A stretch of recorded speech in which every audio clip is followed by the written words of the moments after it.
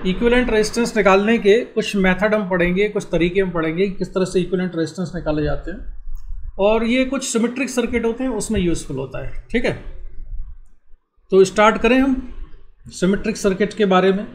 तो पहले मैं सिमेट्री होती क्या है उसके बारे में बता देता हूँ। सिमेट्री से हमारा मतलब क्या है। जैसे कि ये डायग्राम आप देख रहे हो, इस वाले डायग्राम में जो सर्किट है, यहाँ पर आर रेजिस्टेंस है, यहाँ भी आर, ये भी आर, ये भी आर और वो भी आर, ये सारे रेजिस्टेंस कितने हैं? आर के बराबर है। तो ये सर्किट जो है सिमेट्रिक है। अब हमको कैसे मालूम कि ये सिमेट्रिक है, हम किस तरह की सिमेट्री की बात कर रहे हैं? तो सिमेट्री हम दो तरह की यहाँ पे डिफाइन करेंगे, एक कहेंगे हम मिरर सिमेट्री और एक को कहेंगे हम फोल्डिंग सिमेट्री। कौन कौन सी सिमेट्री होंगी? दो, एक मिरर सिमेट्री होगी और एक फोल्डिंग सिमेट्री। मिरर सिमेट्री का मीनिंग ये है कि हम एज्यूम करेंगे, अपने मन में एक एज्यूम कर लेंगे कि हमने एक प्लेन मिरर रखा हुआ है, और उस प्लेन मिरर की खासियत क्या होती है भाई? जैसे ये एक प्लेन मिरर है, तो प्लेन मिरर की खास बात ये होती है, 10th क्लास में आप लोग पढ़ चुके हैं इस चीज़ को, कि अगर, और 12th क्लास में भी हम अभी आगे पढ़ेंगे इसको दूसरे वाले चैप्टर में ऑप्टिक्स में, कि अगर एक ऑब्जेक्ट है यहाँ पर ए और ये x डिस्टेंस पर है, तो इसकी जो इमेज होती है वो इमेज ए डैश भी x डिस्टेंस पर ही मिरर के पीछे बनती है ना। ये खास बात होती है मिरर की, प्लेन मिरर की। तो हमने क्या काम किया, यहाँ पर एक प्लेन मिरर रखा ऐसे, ये मैंने एक प्लेन मिरर एज्यूम किया यहाँ पर। तो जैसे ही मैं एक प्लेन मिरर एज्यूम करता हूँ, तो प्लेन मिरर के सामने जो सर्किट है वो कौन सा है? एक रेजिस्टेंस आर ये है, एक रेजिस्टेंस आर ये वाला है ना, एक ये वाला, एक ये वाला है। तो मिरर के पीछे बिहाइंड द मिरर जो सर्किट मुझे नज़र आ रहा है, ये आर और ये आर। तो हम ये मान सकते हैं कि अगर ये एक रेजिस्टेंस था तो उसकी इमेज ये है, ये वाला जो रेजिस्टेंस था उसकी इमेज ये वाली है। इमेज की तरह माना जा सकता है ना? क्यों भाई? इमेज की तरह से हम इसको ट्रीट कर सकते हैं। इस वाले रेजिस्टेंस की इमेज ये है, इस वाले रेजिस्टेंस की इमेज ये है। तो जो इमेज वाले रेजिस्टेंस होते हैं उनमें करंट सेम होता है, उसमें करंट सेम होता है। मतलब अगर इसमें करंट फ्लो हो रहा होगा I1, तो इसमें भी करंट कितना होगा? I1। और इसमें मैं करंट मान लेता हूँ I2, तो इसमें भी करंट कितना होगा? I2 के बराबर होगा। ये क्लेम करते हैं हम सिमेट्री के बेसिस पर, कि मिरर के सामने वाला जो पोर्शन है उसकी जो पीछे इमेज बन रही है, तो फ्रंट में जो सर्किट है और जो इमेज में जो रेजिस्टेंसेज नज़र आ रहे हैं उनमें करंट कैसा होगा? सेम होगा। ठीक है, तो मिरर सिमेट्री में हम क्या ढूंढते हैं? हम मिरर सिमेट्री में बेसिकली ढूंढते हैं सेम करंट वाले रेजिस्टेंस जिनमें करंट सेम है। ठीक है, अच्छा, और मिरर हम रखते किस केस में है, या मिरर सिमेट्री को हम, या मिरर की पोजीशन क्या होती है, कैसे रखा जाता है मिरर? तो मिरर को रखा जाता है जो दो टर्मिनल पॉइंट्स हैं, जैसे एक टर्मिनल पॉइंट है ए, दूसरा टर्मिनल पॉइंट कौन सा? बी है। एक टर्मिनल पॉइंट है ए, दूसरा टर्मिनल पॉइंट है बी। तो ए और बी यानी कि टर्मिनल पॉइंट को ज्वाइन करने वाली लाइन के परपेंडिकुलर रखा जाता है मिरर को। इन दोनों को ज्वाइन करने वाली लाइन कैसी होगी? इस तरह की लाइन होगी ना जो दोनों को ज्वाइन करेगी। ये ए और बी को ज्वाइन करने वाली लाइन ऐसी है, तो उसके परपेंडिकुलर मिरर को रखा जाता है। ठीक है, किस में, किस केस में? मिरर सिमेट्री में। तो मिरर सिमेट्री में मिरर को कैसा रखना है? टर्मिनल पॉइंट को ज्वाइन करने वाली लाइन के परपेंडिकुलर रखना होता है। समझ गए ये बात? Yes. और हम सेम करंट वाले रेजिस्टेंस ढूंढते हैं, तो हमको ये पता चल गया कि इसमें जो करंट है वही इसमें है, जो इसमें है वही इसमें है। तो अब किरचॉफ फर्स्ट लॉ लगाओ, तो जो करंट इस वाले रेजिस्टेंस में I1 अगर वही इसमें आ गया तो फिर इसमें कितना गया? I1 का कोई भी पार्ट इसमें तो नहीं गया, बीच वाले में यहाँ कोई भी करंट नहीं आया। ठीक है, ये I1 सारा इधर चला गया। ऐसे ही जो ये वाला I2 था, अगर यहाँ भी I2 है और इसमें भी I2 है, तो जो करंट I2 यहाँ से आ रहा था यानी कि वो इस वाले जंक्शन पर सीधा चला गया, डिवाइड नहीं हुआ। और अगर करंट डिवाइड नहीं हुआ है तो फिर इस वाले रेजिस्टेंस में कोई करंट नहीं होगा। ये क्लियर हो गया? Yes. तो मिरर सिमेट्री में हम क्या देखते हैं? मिरर सिमेट्री में हम सेम करंट वाले रेजिस्टेंसेस को देखते हैं, और फिर जंक्शन पॉइंट पर किरचॉफ फर्स्ट लॉ लगा के चेक करते हैं कि कहाँ पर करंट है और कहाँ पर करंट नहीं है। तो इसमें देखने से हमको पता चला कि अगर I1 करंट यहाँ से आता है तो इस वाले जंक्शन पॉइंट पर मैं किरचॉफ फर्स्ट लॉ लगाऊंगा, जंक्शन रूल लगाऊंगा, तो उससे मुझे पता चल रहा है कि I1 करंट डिवाइड नहीं हुआ, सीधा चला गया है। और ये I2 करंट भी यहाँ पर डिवाइड नहीं हुआ, स्ट्रेट निकल गया है। इसका मतलब है कि इसमें कोई करंट ही नहीं आया, और जब इसमें करंट नहीं आया तो फिर इसका कोई रेजिस्टेंस में या सर्किट में कोई रोल नहीं है। और अगर इसका कोई रोल नहीं है तो फिर सर्किट कैसा हो गया? सर्किट इतना सिंपल सा हो गया ये वाला। इसको हटा देते हैं हम यहाँ से बीच वाले को, तो बीच वाले को हटा दिया, ठीक है। ये हो गया ए, ये बी, ये आर, ये आर, ये भी आर, ये भी आर। अब तुम बता सकते हो कि आर ए बी कितना हो जाएगा? कितना हुआ R A B? R A B कितना हो गया? ये दोनों सीरीज में आ गए ना? हाँ, ये दोनों सीरीज में आ गए तो 2R, ये दोनों सीरीज में आ गए 2R, ये 2R पैरेलल में तो R हो जाएगा, तो आंसर हो जाएगा R। तो इस क्वेश्चन को मैंने सॉल्व किया क्या लगा के? सिमेट्री लगा के। और ये कौन सी सिमेट्री यूज़ की थी मैंने? मिरर सिमेट्री यूज़ की इसमें, ठीक है। अब बात करेंगे हम इसके बाद फोल्डिंग सिमेट्री की। तो चलो फोल्डिंग सिमेट्री की हम बात कर लेते हैं। ये तो मिरर सिमेट्री का एग्जाम्पल था, ये फोल्डिंग सिमेट्री का केस आएगा। फोल्डिंग सिमेट्री में क्या करते हैं कि जो टर्मिनल पॉइंट्स होते हैं, इसमें टर्मिनल पॉइंट कौन कौन से थे? एक टर्मिनल पॉइंट मैंने बनाया ए, दूसरा वाला टर्मिनल पॉइंट है बी। तो जो दो टर्मिनल पॉइंट हमने बनाए हैं, एक टर्मिनल पॉइंट ए है, दूसरा टर्मिनल पॉइंट बी है, तो दोनों पॉइंट को ज्वाइन करने वाली लाइन के अलाउंग, दोनों टर्मिनल्स को ज्वाइन करने वाली लाइन के अलाउंग हम स्ट्रेट लाइन खींचते हैं। जो डॉटेड लाइन तुम देख रहे हो, ये डॉटेड लाइन कौन सी है? दोनों टर्मिनल को ज्वाइन करने वाली लाइन है ना? दोनों टर्मिनल को ज्वाइन करने वाली लाइन मैंने खींच दी। इसके ऊपर वाला सर्किट और इसके नीचे वाला सर्किट सिमिलर है क्या? ये चेक करते हैं।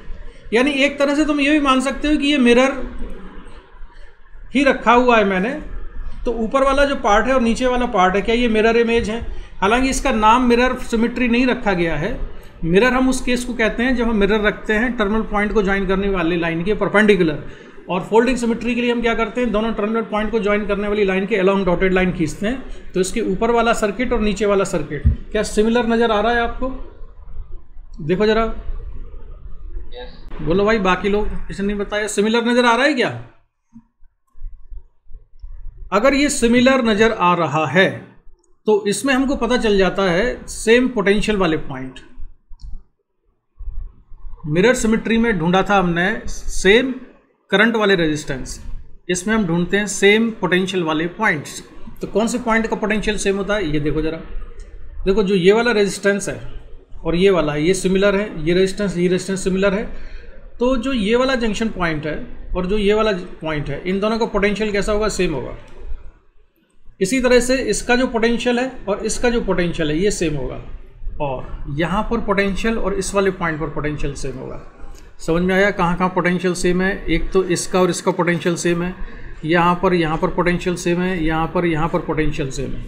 सेम पोटेंशियल वाले पॉइंट हम देखते हैं, और इसको फोल्डिंग सिमेट्री इसलिए कहते हैं। उसका क्यों पड़ा इसका नाम, ये भी मैं बताता हूँ। उससे पहले ये जान लो कि किसी भी इलेक्ट्रिकल सर्किट में अगर दो पॉइंट्स का पोटेंशियल सेम है, किसी भी इलेक्ट्रिकल सर्किट में अगर दो पॉइंट का पोटेंशियल सेम है तो उन पॉइंट्स को आपस में ज्वाइन किया जा सकता है। उन दोनों पॉइंट को आपस में ज्वाइन भी कर सकते हैं, चाहे तो अलग भी कर सकते हैं।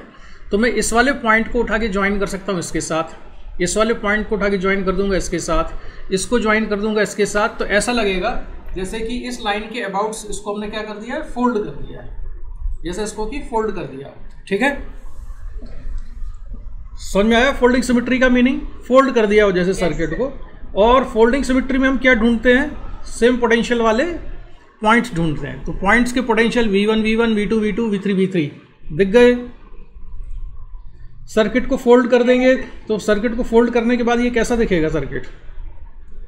सर्किट को फोल्ड करने के बाद ये कैसा दिखेगा? मैं ये और बना देता हूँ। ये है A, ये है B। तो देखो जो A वाला पॉइंट है वो तो ऐसे ही रहा, ऊपर गए, एक रेजिस्टेंस ये वाला और एक रेजिस्टेंस ये वाला, और यहाँ पर हम आ गए ये B। तो मैंने V1 और V1 आपस में ज्वाइन कर दिए, V2 V2 आपस में ज्वाइन कर दिए, V3 V3 आपस में ज्वाइन कर दिया। तो जो दोनों V2 मैंने जब ज्वाइन किए, यहाँ पर ये वाला V2 और ये वाला V2, इन दोनों को ज्वाइन करेंगे तो ये जो सेम पॉइंट होगा, इसमें तो करंट पास होगा ही नहीं। किस में करंट पास नहीं होगा? इस वाले रेजिस्टेंस में। इसको जैसे ही मैंने इस वाले पॉइंट को उठा के ऐसे इसके ऊपर रखा, तो इस पॉइंट को जैसे ही इसके ऊपर रखा तो रेजिस्टेंस का ये जो पहला वाला सिरा था, इस रेजिस्टेंस का दूसरा वाला सिरा आपस में ज्वाइन हो गया। ये कुछ ऐसी सिचुएशन हो गई ना कि जैसे ये जो रेजिस्टेंस था इसको हमने ऐसे मिला दिया हो, इसके दोनों पॉइंट आपस में हमने ऐसे मिला दिए, तो इसमें करंट जाएगा ही नहीं, शॉर्ट सर्किट हो गया एक तरह से। दूसरा जो ये वाला रेजिस्टेंस था, तो ये V1 ये पॉइंट इसके ऊपर आ गया, ये वाला जो V2 है ये इसके ऊपर आ गया, ये V3 इसके ऊपर आ गया। तो ये दो रेजिस्टेंस हैं, ये दोनों किस कॉम्बिनेशन में आ गए? ये दोनों का कॉम्बिनेशन क्या होगा? पैरेलल। ये दोनों पैरेलल में जुड़ गए तो कितना कितना रेजिस्टेंस हो जाएगा यहाँ? ये R/2 और ये R/2, और ये दोनों आपस में किस कॉम्बिनेशन में आ जाएंगे? सीरीज में आ जाएंगे। ये दोनों आपस में सीरीज में आ जाएंगे तो RAB की वैल्यू कितनी हो जाएगी? R के बराबर। तो इस क्वेश्चन को हम मिरर सिमेट्री से भी सॉल्व कर सकते हैं और इसको फोल्डिंग सिमेट्री से भी कर सकते हैं। मैंने अभी जो बताया इसके बारे में थोड़ा सोच लो और फिर मुझसे पूछो कुछ इस पर। समीक्षा कुछ पूछो इस पर। सर मतलब कि मिरर वाले में हम करंट सेम करते हैं ताकि करंट रेजिस्टेंस निकाल सके, और इसमें पोटेंशियल वाले कौन से? हाँ, इसी को मैं दूसरे वर्ड्स में ऐसे कहूँगा कि मिरर सिमेट्री में जो इमेज होती है अगर वो सिमिलर दिख रही है, जैसे इस रेजिस्टेंस की इमेज ये दिख रहा है और इसकी इमेज ये दिख रहा है, तो इन दोनों में करंट सेम होगा। हमको ये पता चल गया, मतलब हम करंट सेम नहीं करते हैं। मिरर सिमेट्री में रेजिस्टेंस और उसकी जो इमेज होती है उसमें करंट सेम होगा। तो अगर इसमें करंट I1 है और इसमें भी I1 है, इसमें I2 है और इसमें भी I2 है, करंट सेम होना था तो इतना हो गया। तो हमको ये पता चला कि यार ये करंट I1 यहाँ से आया तो इस वाले जंक्शन पे डिवाइड नहीं हुआ, तभी तो डायरेक्ट I1 यहाँ चला गया। और जो I2 यहाँ से आया, अगर इसमें भी I2 है, इसका मतलब है कि यहाँ पे डिवाइड नहीं हुआ इस वाले जंक्शन पर। ठीक है, अब हमने मिरर हटाया तो हमको पता चला कि I1 तो सीधे इधर चला जाएगा, I2 डायरेक्ट यहाँ चला जाएगा, तो इसमें करंट ही नहीं गया। इसमें करंट ही नहीं गया तो मतलब इसका कोई रोल ही नहीं है सर्किट में, तो इसको हमने हटा दिया। तो इक्विवेलेंट रेजिस्टेंस आ गया R के बराबर। तो मिरर सिमेट्री में इंपॉर्टेंट चीज़ क्या है? मिरर सिमेट्री में पहली चीज़ तो कि जो टर्मिनल पॉइंट होते हैं, यानी जिनके बीच में रेजिस्टेंस निकालना है, ए और बी को ज्वाइन करो। तो ए और बी को ज्वाइन करने वाली जो स्ट्रेट लाइन है, मिरर उसके परपेंडिकुलर रखा जाता है ऐसे। और फोल्डिंग सिमेट्री में क्या होता है? फोल्डिंग सिमेट्री में होता है कि ये देखो, ये टर्मिनल पॉइंट ए, ये टर्मिनल पॉइंट बी, इन दोनों को ज्वाइन करने वाली लाइन के अलोंग ही हम डॉटेड लाइन खींचते हैं। कि इसको मिरर नहीं कहते हैं। मिरर इसलिए नहीं कहते हैं क्योंकि इस डॉटेड लाइन के अबाउट हम इस सर्किट को फोल्ड कर सकते हैं। यानी कि ये ऐसा था तो इस लाइन के अबाउट इसको फोल्ड करके ऐसा कर दिया हमने। फोल्ड कर दिया तो ये रेजिस्टेंस इसके ऊपर आ गया तो ये R/2 हो जाएगा, ये रेजिस्टेंस इसके ऊपर आ गया तो ये R/2 हो जाएगा। पैरेलल कॉम्बिनेशन में जाएंगे दोनों। लेकिन जो ये वाला रेजिस्टेंस है, इसका खुद का ये वाला सिरा इसके खुद के ही ऊपर आ गया, तो एक रेजिस्टेंस का खुद का सिरा खुद ही के ऊपर आ गया तो शॉर्ट सर्किट हो गया ना, करंट होगा ही नहीं उसमें। Yes sir. ठीक है, तो इसमें हमने अब हमने फोल्ड करने से ज़्यादा इंपॉर्टेंट चीज़ ये है कि एक्चुअली हम इसमें ना कॉमन पोटेंशियल वाले पॉइंट ढूंढ लेते हैं। तो इसका पोटेंशियल जितना है उतना ही इस वाले का है, जितना इसका पोटेंशियल है उतना ही इसका है, जितना इसका है उतना ही इसका है। तो फोल्डिंग सिमेट्री में सेम पोटेंशियल वाले पॉइंट ढूंढ रहे हैं और मिरर सिमेट्री में हम सेम करंट वाले रेजिस्टेंस ढूंढते हैं। और बोलो इसमें कुछ पूछना है तो, और किसी को? अरे बोलो भाई। नहीं, चलो सार्थक। हाँ, अब देखो सिमेट्री में ना नॉर्मली वही केस होते हैं जिसमें पूरे सर्किट में रेजिस्टेंस सेम लगाओ। सिमेट्रिक सर्किट में नॉर्मली रेजिस्टेंस की वैल्यू ना ऐसे नहीं होती, एक में 3 ओम है, एक में 5 ओम है, एक में 10 ओम है, एक में 15 ओम है। उसमें नॉर्मली ऐसा सर्किट होता है जिसमें सारे रेजिस्टेंस की वैल्यू सेम होती है, वहीं पर हम सिमेट्रिक सर्किट यूज़ करते हैं। लेकिन अगर हम कॉमन सेंस लगाए तो थोड़ा बहुत मैनिपुलेशन इसमें हो जाता है। जैसे ये वाला सर्किट है, इसमें भी हम मिरर सिमेट्री लगा सकते हैं। मिरर सिमेट्री लग सकती है क्या इसमें, बताओ? हाँ, मिरर अगर फोल्डिंग लग सकती है क्या, बताओ? फोल्डिंग सिमेट्री लग सकती है इसमें? दोनों लग सकती हैं। तो मिरर रखेंगे कहाँ अगर मिरर सिमेट्री लगानी हो तो? मिरर सिमेट्री लग सकती है क्या इसमें, समीक्षा? सर मिरर सिमेट्री तो सर लग तो सकती है, लेकिन उसमें परपेंडिकुलर नहीं रखेंगे ना मिरर। अरे मिरर को हमेशा परपेंडिकुलर ही रखा जाता है। तो फिर तो सर नहीं लग सकती। हाँ, क्योंकि मिरर को अगर हमने यहाँ पर ऐसे रखा तो ये R/2 है, तो ये तो R है, उसकी इमेज बनी नहीं है, वैल्यू तो डिफरेंट हो गई। ये रेजिस्टेंस R/2 है तो उसकी इमेज में तो R आ रहा है, और ये R/2 है तो उसकी इमेज R आ रही है, तो उसमें मिरर सिमेट्री नहीं लगेगी। अभिषेक, तुमने क्या बोला था, मिरर सिमेट्री लगा सकते हैं इसमें? इसमें फोल्डिंग लग सकती है। फोल्डिंग कैसे लग सकती है? ए और बी को ज्वाइन करने वाली लाइन के अलॉन्ग मैंने ये लाइन खींच दी है। इस वाली लाइन के ऊपर जो सर्किट है और नीचे जो सर्किट है वो सिमेट्रिक है कि नहीं? सिमेट्रिक है। अब तुम कहोगे ये ठीक बीच में से नहीं गई थी, ये बीच में से जाएगी, मतलब सर्किट ये सब मेरे हाथ से बनाए हुए हैं तो उतनी सिमेट्री नहीं आई इसमें। मतलब ये इसको ऐसे बनाना चाहिए था एक्चुअली कि ये रेजिस्टेंस है और ये रेजिस्टेंस, एक रेजिस्टेंस ये वाला है। इस डायग्राम में इसको ठीक बीच में आना चाहिए था ऐसे। तो अब मैंने जो डॉट एक लाइन खींची ये वाली, तो इस लाइन के ऊपर वाला जो सर्किट है और जो नीचे वाला सर्किट है, ये दोनों सर्किट सिमिलर हैं कि नहीं? ये R/2, ये R/2, ये R है, ये R है ना? इस लाइन के ऊपर ये वाला जो रेजिस्टेंस है ये कितना है?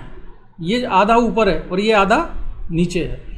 एक तरह से मिरर इमेज ही देख रहे हैं हम, लेकिन इसको कहते नहीं है मिरर इमेज, क्योंकि इसको नाम दिया गया है फोल्डिंग सिमेट्री। फोल्ड करेंगे सर्किट को, तो जितना पोटेंशियल यहाँ पर होगा, इसको मैं V1 मान लूँ तो उतना ही V1 यहाँ पर आएगा, इसको मैं V2 मान लूँ तो ये भी V2 होगा, इसको V3 मान लूँ तो ये भी V3 होगा।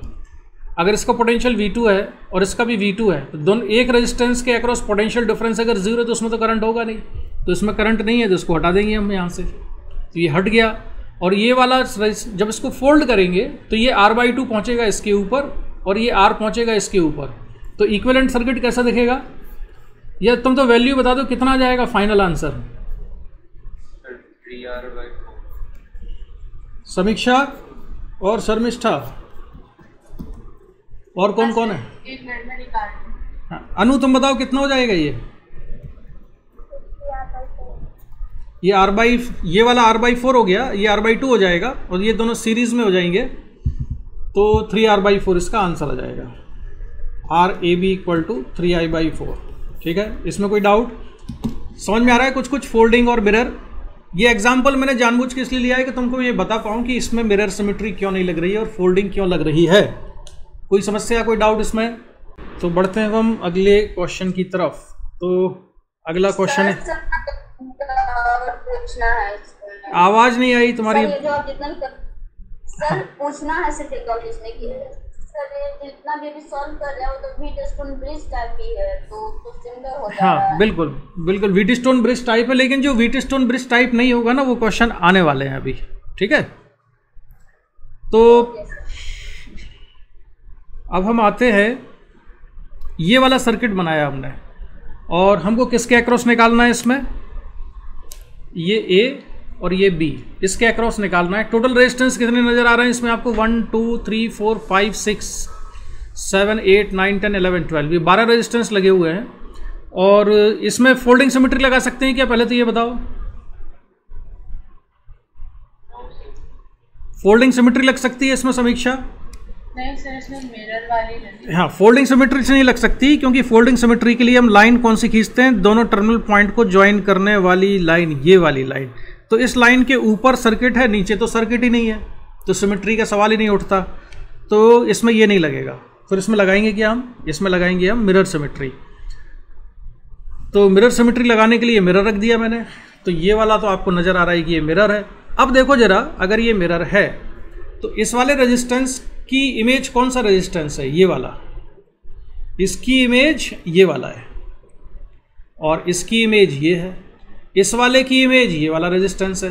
तो मैंने कुछ में ही करंट दिखाए हुए हैं कि अगर इसकी इमेज ये है तो अगर इसमें मैं करंट I1 मान लूँ तो इसमें भी I1 होना चाहिए, इसमें अगर I2 मान लूँ तो इसमें I2 होना चाहिए, इसमें I3 मान लूँ तो इसमें I3 होना चाहिए। ऊपर मैंने लिखा नहीं है, नहीं तो इसमें भी अगर मैं I4 मान लेता हूँ तो इसमें भी I4 होना चाहिए, क्योंकि काम हमारा इतने से ही हो गया, सभी में करंट दिखाने की जरूरत नहीं है, इतने से ही काम हो गया। अब इससे हमको क्या पता चल गया? हमको ये पता चल गया कि इस वाली ब्रांच में, इस वाले रेजिस्टेंस में करंट अगर I3 है और इसमें भी I3 है और इसमें I2 है और इसमें भी I2 है, इसका मतलब क्या हुआ कि ये जो I2 करंट आ रहा है ये इधर कहीं नहीं जाता, ये I2 करंट ना तो इधर जाता है ना इधर जाता है, वो डायरेक्ट इसमें आ जाता है। और I3 करंट यहाँ से आके इसमें चला जाता है। इसका मतलब है इस जंक्शन पॉइंट का जंक्शन अगर मैं ब्रेक कर दूं, अगर इस जंक्शन को ब्रेक कर दूं तो भी कोई फर्क नहीं पड़ेगा। I3 का रास्ता I3 और I2 का I2। जंक्शन को ब्रेक करने का मतलब ये सर्किट देखो जो बन रहा है अभी यहाँ पर, ये है। समझ में आया? Yes sir. ये वाला अगर I3 है और इसमें I3 है तो इनको बाकी दूसरे इस I2 वाले से मतलब ही नहीं था, तो करंट यहाँ से आया और सीधे इसमें निकल गया। ऐसे ही ये वाला जो करंट आ रहा था I2 यहाँ से आया और ये इसमें चला गया। जंक्शन पे इसको डिवाइड होने का कोई क्वेश्चन ही नहीं था। जैसे ही मैंने जंक्शन को ब्रेक किया तो जंक्शन को ब्रेक करते ही सीरीज पैरेलल तुरंत दिख गए। इसके आगे का कैलकुलेशन आपको करना है। बताओ कितना आ रहा है RAB? हर एक का रेजिस्टेंस कितना लिया है हमने इसमें? R लिया है। और किसी का आंसर आया? अनु तुम बताओ। Yes sir, 5R/6। अनु बताओ भाई। ये जो तीन, ये वाले जो रेजिस्टेंस देख रहा है ये चार किस कॉम्बिनेशन में आ गए? जैसे एक ये है R, ये है R, तो ये तो 2R हो जाएगा। ये R, ये R, 2R, ये 2R किस में हो जाएंगे? पैरेलल कॉम्बिनेशन में।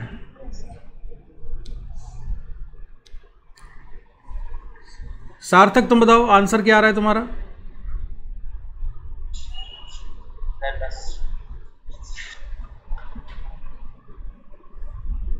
तो इसका आंसर आएगा 5R/6। देखो ये कैलकुलेशन आपको ही करना पड़ेगा। सीरीज पैरेलल तो नजर आ ही रहा है ना यार।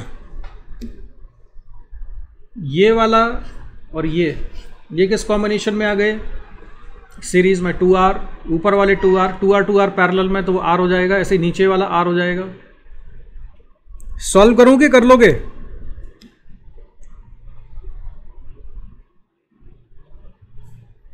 अनु तुम बताओ। इतना ही आया ना? हाँ वेरी गुड। कैलकुलेशन में तो तुम ठीक हो यार, तुम इतना टाइम मत लगाया करो। ये 2R तभी बताया था सर, जब वो कोई बोला था फिर मैंने बोला था मेरा, यस सर मेरा उतना आया था मेरा। ठीक है। तो ये 2R, ये 2R, और यहाँ पर साइड में जो था इधर से ये भी 2R हो गया। ऊपर यहाँ पर कितना लग गया? R लग गया। और यहाँ से ये 2R हो गया। बस ये सारे के सारे पैरेलल में हो जाएंगे। तो 5R/6 इज द आंसर। ये सिंपल कैलकुलेशन तो आपके हवाले है। अब हम बढ़ते हैं नेक्स्ट क्वेश्चन पर। इसी क्वेश्चन में अगर हमको इक्विवेलेंट रेजिस्टेंस निकालना होता है किसके अक्रॉस? AC के अक्रॉस, तो क्या हम इसमें मिरर सिमेट्री लगा सकते थे या और फोल्डिंग? अभी जो क्वेश्चन मैंने तुमको सॉल्व करवाया, इस पर आओ जरा वापस।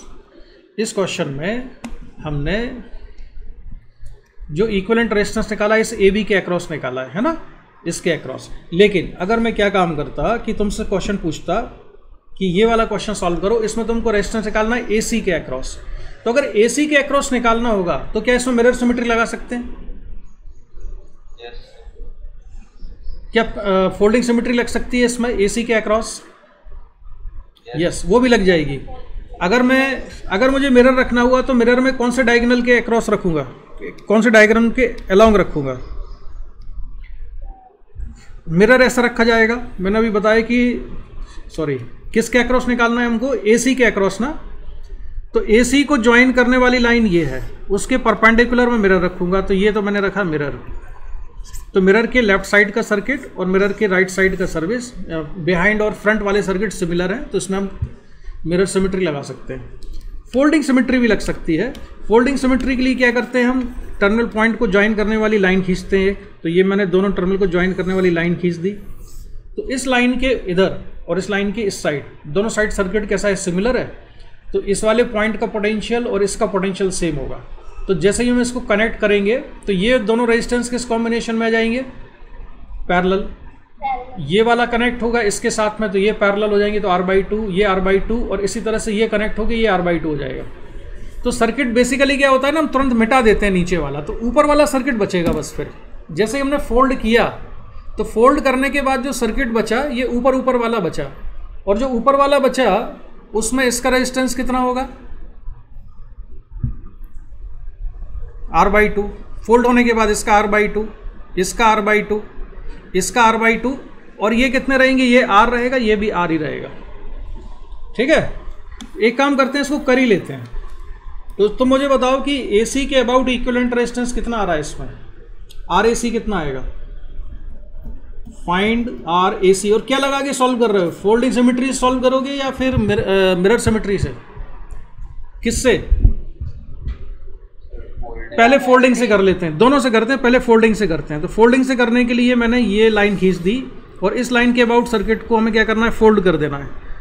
तो ये वाला पॉइंट A था और इधर B था, तो ये A, ये B, ये रेजिस्टेंस R, ये रेजिस्टेंस R। अब यहाँ पर ये वाला इसके साथ कनेक्ट होगा तो कितना हो जाएगा, ये R/2। तो इसको आप बना सकते हो यहाँ पर R/2। और बोलो, या इसकी डिज़ाइन वैसी रखनी है जैसा पहले था देखने में, तो ऐसे कर सकते हो।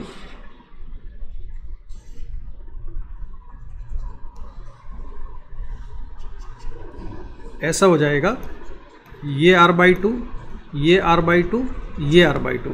ठीक है, ये हो गया। अब इसमें लेकिन सारे सीरीज पैरेलल में तुमको नहीं दिख रहे हैं, अभी इसमें सारे सीरीज पैरेलल में नहीं दिख रहे हैं। तो क्या कर रहे हैं अब हम इसमें जरूरी नहीं है कि एक क्वेश्चन में एक ही बार सिमेट्री लगा, दोबारा सिमेट्री लग जाएगी इसमें कौन सी सिमेट्री लग सकती है अब, मिरर सिमेट्री। तो इसमें मिरर सिमेट्री लग जाएगी और मिरर बना देंगे हम ऐसा, AB को ज्वाइन करने वाली लाइन के परपेंडिकुलर। जैसे ही मिरर बनाया तो ये जो R/2 है, ये वाला R/2 ये सर्किट में नहीं रहेगा, इसको सर्किट से हटा दिया तो ये आ जाएगा। अब तो ऊपर हो जाएगा R/2 प्लस R/2R, नीचे RR 2R, तो 2R और R पैरेलल में आएंगे तो 2R/3 आंसर आ जाएगा क्या इसका?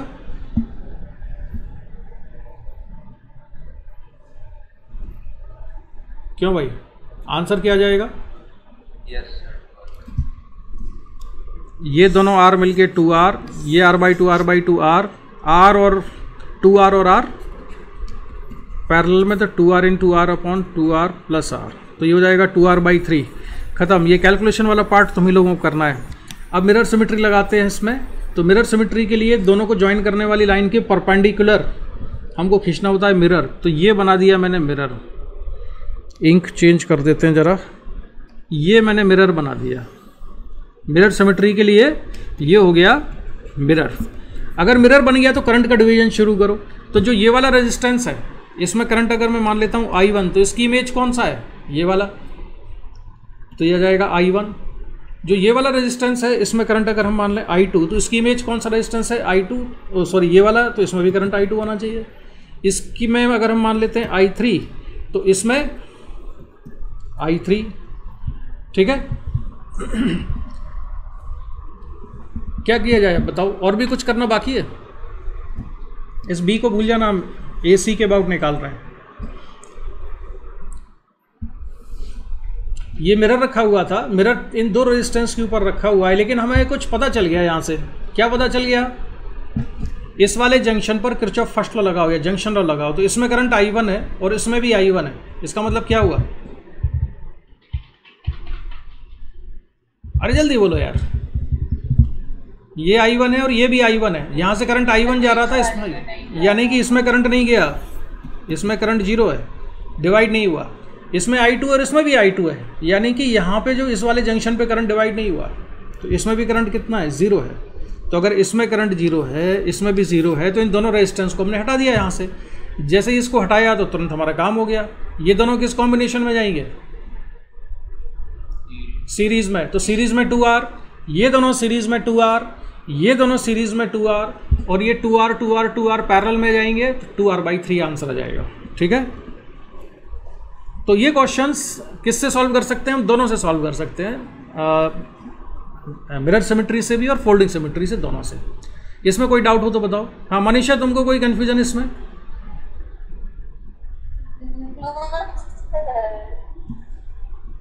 क्या आवाज नहीं आई साफ साफ तुम्हारी?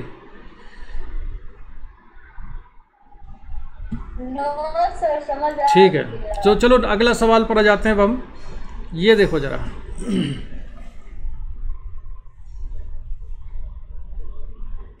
और इसमें किसके अबाउट निकालना है हमको? ये निकालना है, इसको लिख लेता हूँ मैं A और इसको लिखता हूँ B।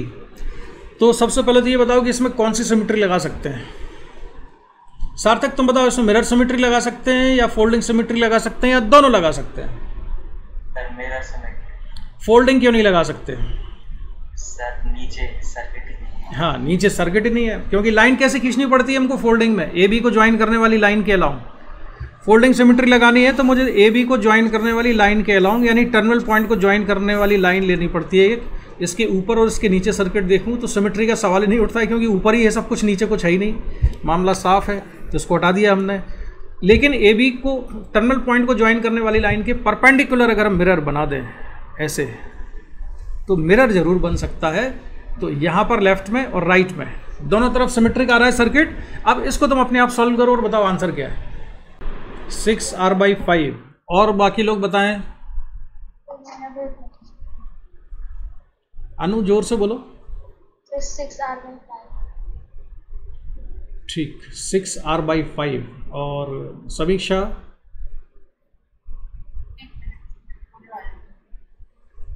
सार्थक? अच्छा समीक्षा, तुम ये बताओ कि तुमने जो सिमेट्री का यूज क्या किया इसमें से? आंसर बाद में बताना, पहले ये बताओ सिमेट्री से किया क्या? सर मैंने तो जैसे कि पहले तो करंट डिवाइड कर दी, इससे I1 हाँ ठीक है, देखो सुन सुन सुन सुन सुन सुन सुन भाई रुक जाओ। हमको ना पूरे सर्किट में हर रेजिस्टेंस में करंट डिवाइड दिखाने की जरूरत भी नहीं होती है, हमारा काम कुछ ही रेजिस्टेंस में करंट दिखाने से भी हो जाता है। इसमें भी जो है ना, जैसे हम करंट सभी में ना दिखा के एक दो में दिखाएं, उससे पता चल जाता है। जैसे मैंने करंट यहाँ पे दिखाया I1, तो इसकी इमेज है ये वाला रेजिस्टेंस, तो इसमें भी I1 होगा, और इसमें अगर I2 है तो इसमें भी I2 है। इतने से ही काम हो गया हमारा, बस बाकी दिखाने की ज़रूरत ही नहीं है। क्या पता चल गया इससे? नहीं आंसर नहीं पूछ रहा मैं, सिमेट्री का क्या यूज़ है ये बताओ, इसमें क्या किया हमने। जैसे ये करंट डिवाइड किए ना, इतना करंट डिवाइड करते ही हमको पता चल गया कैसे सॉल्व होगा सर्किट, रास्ता मिल गया हमको इससे ही। सार्थक तुम बताओ क्या पता चल रहा है? इतना करंट डिवाइड किया, इतने डिवीजन से ही हमको पता चल गया कि इस रेजिस्टेंस में जो करंट है I2 और इसमें सेम है, और इसमें I1 इसमें I1 सेम है, तो इससे ही पता चल गया, बस आइडिया लग गया हमको क्या करना है। क्या करना है सार्थक? इससे क्या इस्तेमाल करेंगे इस चीज का हम? इसका हम क्या यूज करेंगे यहाँ पर, ये बता ही नहीं रहे हो तुम लोग कुछ। अभिषेक तुम बताओ। इसका मतलब ये है कि ये जो जंक्शन पॉइंट आप देख रहे हो ना यहाँ पर, ये वाला जो जंक्शन पॉइंट है, इस जंक्शन को ब्रेक कर सकते हैं, और जैसे ही जंक्शन को ब्रेक किया, जंक्शन को ब्रेक करते ही सर्किट सॉल्व हो जाएगा। ठीक है, कैसे सॉल्व हो जाएगा? ऐसे करंट को डिवाइड किया हमने और जंक्शन को ब्रेक कर दिया। नहीं दिखा? और जंक्शन को ब्रेक करते ही हमको पता चल गया कि कौन से किस कॉम्बिनेशन में। खत्म हो गया क्वेश्चन। सर सर यहाँ पे लाइट चली गई, आप एक बार वापस बता दीजिए। अभी हम उससे आगे बढ़े नहीं थे ज़्यादा, इसमें करंट सेम हुआ ना, बस तुम बता रही थी कुछ इस तरह में ही। हम अभी उसी पेज पर हैं, तो इसमें करंट सेम आ गया I2, इसमें भी करंट I2, इसमें भी I1, इसमें भी I1। तो जंक्शन को हम क्या कर सकते हैं? ब्रेक कर सकते हैं। तो जंक्शन को यहाँ से हमने ब्रेक कर दिया, और जैसे ही जंक्शन को ब्रेक किया, तो जंक्शन को ब्रेक करते ही हमको पता चल गया कि सीरीज में है कि पैरेलल में। ये दोनों रेजिस्टेंस किस कॉम्बिनेशन में? ये दोनों तो 2R, ये दोनों 2R, ये चारों मिला के कितना हो जाएगा? इन चारों का टोटल कितना हो गया? सार्थक तुमने नहीं बताया क्या होगा इसमें? सर ये R हो जाएगा। हाँ R हो जाएगा। फिर सर फिर ये पूरा तो R हो गया, ये पूरा R हो गया। अब ये वाला और ये वाला और ये R मिला के कितने हो जाएंगे? ये 3R। Very good, 3R। और ये दोनों मिला के ये 2R। तो 2R और 3R किस कॉम्बिनेशन में? पैरेलल। वेरी गुड, तुम आप होशियारी की बात कर रहे हो। तो टोटल आंसर इसका आ जाएगा, ठीक है, कितना आ जाएगा? 6R/5। खत्म। कितना बढ़िया तरीका सीख रहे हो, सीरीज पर इसमें बहुत जल्दी क्वेश्चन सॉल्व होते हैं। इसके बाद ये वाला जो सर्किट है, इसमें आपको निकालना है कि इस सर्किट में हम कौन सी सिमेट्री लगा सकते हैं, बताओ जरा। इसमें ये है A और ये है B, इसके अक्रॉस मुझे निकालना है इक्विवेलेंट रेजिस्टेंस। कौन सी सिमेट्री लग सकती है इसमें?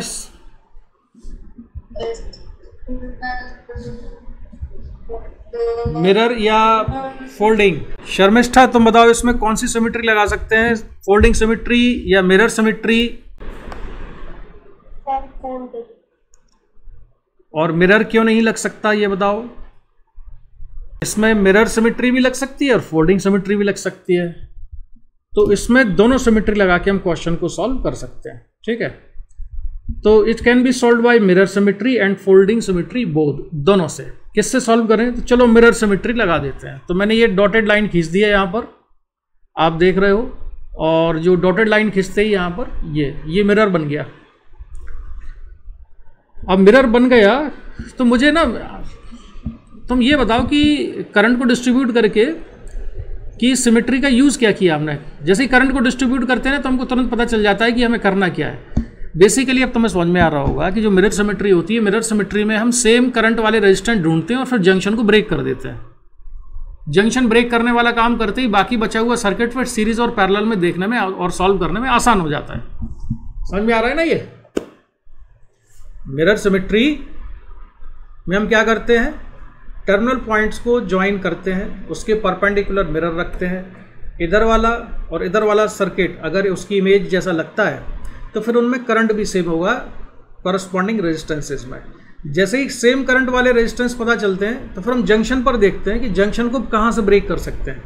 तो जंक्शन अगर हमने ब्रेक कर लिया तो फिर क्वेश्चन को सॉल्व करना बड़ा आसान हो जाता है। इसमें भी सॉल्व करो, और अभी मैं कुछ नहीं बताऊंगा तुमको, अपने आप से सॉल्व करो इसको जरा। सर इसमें 2R/3। ठीक है, और इसमें करंट को डिस्ट्रीब्यूट किया तुमने तो उससे क्या पता चला? ये जो रेजिस्टेंस है इसकी इमेज ये वाला था, इसकी इमेज इधर है, इसकी इमेज इधर है ना। तो क्या कर दिया अनु तुमने इसमें? जंक्शन ब्रेक किया कहीं पर, रेजिस्टेंस हटाया कहीं पर, क्या किया बताओ? आवाज नहीं आ रही है, माइक्रोफोन पास पे रखो।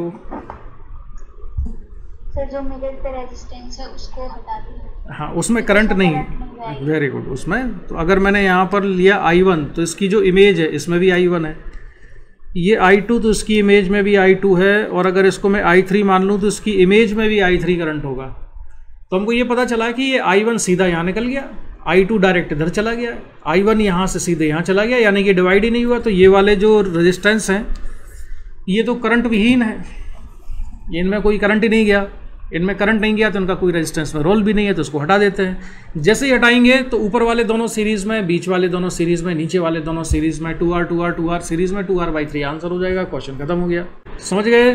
क्लियर हो गया सभी को ये? तो इसमें फोल्डिंग सिमेट्री अगर लगा देते तो क्या होता? फोल्डिंग सिमेट्री वाला डायग्राम अगर देखो तो ये क्या डायग्राम फोल्डिंग सिमेट्री वाला दिख रहा है आपको? यहाँ पर ए और बी के बीच में ये लाइन खींची मैंने, तो जैसे ही फोल्डिंग सिमेट्री लगाई तो पता क्या चला हमको, जितना पोटेंशियल इस पॉइंट का है उतना ही पोटेंशियल इस पॉइंट का होगा। उठा के दोनों को ज्वाइन कर दिया, इसको उठाया पकड़ के यहाँ ज्वाइन कर दिया, तो ये दोनों किस कॉम्बिनेशन में आ गए? Parallel, R/2। ये दोनों पैरेलल में R/2, ये दोनों पैरेलल में R/2। लेकिन एक बार फिर सिमेट्री लगानी पड़ सकती है इसमें तुमको, जैसा कि पिछले क्वेश्चन में हमने किया था। फोल्डिंग सिमेट्री के बाद एक बार फिर मिरर सिमेट्री लगा के ये क्वेश्चन सॉल्व होगा। तो चलो अब मैं इसमें आगे बढ़ता हूँ, क्योंकि क्वेश्चन तो ऑलमोस्ट हम सॉल्व कर ही चुके हैं। ठीक है, आप जरा इस वाले क्वेश्चन पर आ जाओ। ये कौन सी सिमेट्री लगा के सॉल्व होगा, फोल्डिंग या मिरर? फोल्डिंग या मिरर? दोनों से हो जाएगा। Very good. तो अगर हम इसको सॉल्व करें तो ये कौन सी सिमेट्री का केस बना दिया मैंने, ये लाइन खींच के? Mirror symmetry. बस आंसर निकाल दो जल्दी से, इसका कितना आ रहा है। ये लो, करंट का भी डिस्ट्रीब्यूशन हो गया।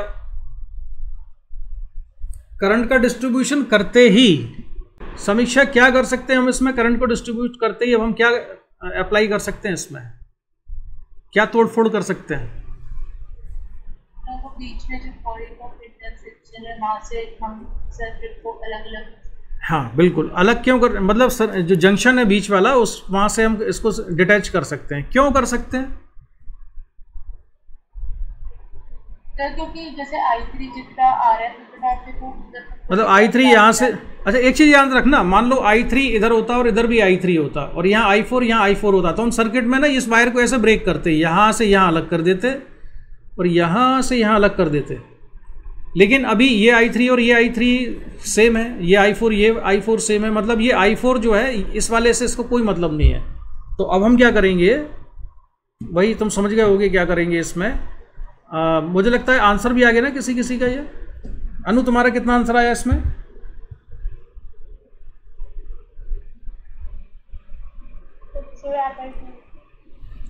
ये ऐसे ब्रेक हो जाएगा और इसको ब्रेक करने के बाद R इक्विवेलेंट 3R/2 आ जाता है। This is the answer. कोई डाउट तो नहीं किसी को इसमें? आगे बढ़े।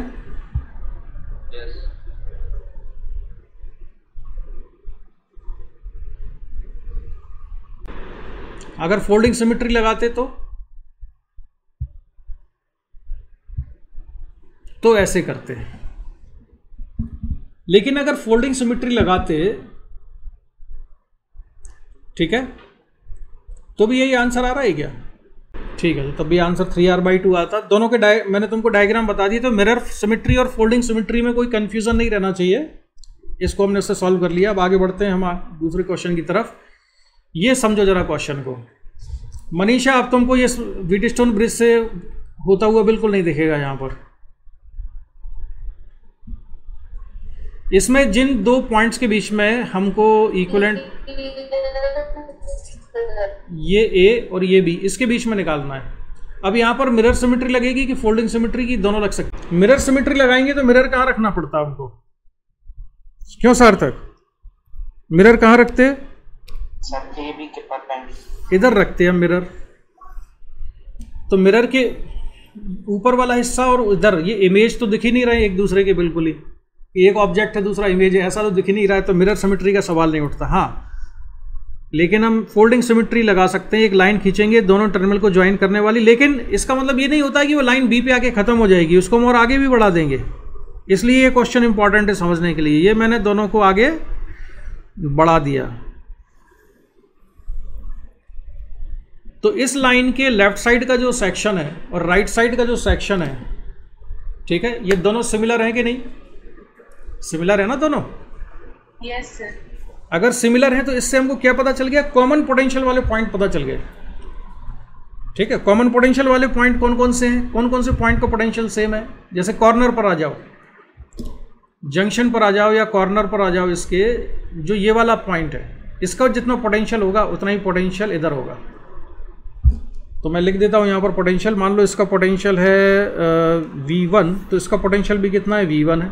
ऐसे ही और कौन सा कॉमन पोटेंशियल वाला पॉइंट मिला? इधर जितना पोटेंशियल इसका है उतना ही इसका है। तो अगर इसका पोटेंशियल V2 है तो इसका पोटेंशियल V2 है। और कुछ मिला इसमें? तो जो जिन पॉइंट का पोटेंशियल सेम है उन दोनों पॉइंट्स को आपस में हम क्या कर देते हैं? ऐसे इसको लेके और फोल्ड कर देंगे, ज्वाइन कर देंगे। लेकिन ज्वाइन करने से पहले इसमें एक और अच्छी चीज पता चल रही है हमको। क्या पता चल रहा है? कि एक सिंगल रेजिस्टेंस है ये। इस सिंगल रेजिस्टेंस के अक्रॉस पोटेंशियल सेम है, यानी कि यहाँ पोटेंशियल V1 है, यहाँ पोटेंशियल V1 है, तो इसके अक्रॉस पोटेंशियल डिफरेंस कितना है? 0 है। ऐसे ही इस वाले रेजिस्टेंस में पोटेंशियल डिफरेंस कितना है? 0 है। इसमें पोटेंशियल डिफरेंस 0, इसमें भी पोटेंशियल डिफरेंस 0, कोई करंट नहीं होगा इसमें। और अगर इसमें करंट नहीं है तो इसको हटा दो। अगर करंट नहीं है तो सर्किट में इसका कोई रोल भी नहीं होगा। बात समझ में आ गई है? तो मैं हटा दूं यहां से इसको। तो ये लो, मैं यहां से इसको हटा देता हूं और ये अब तुमको दिख रहा है डायग्राम बिल्कुल क्लियर। ठीक है, जो लाइन है डॉटेड वो उसके अबाउट इसको फोल्ड किया जा सकता है। और सर्किट अब कैसा बन जाएगा?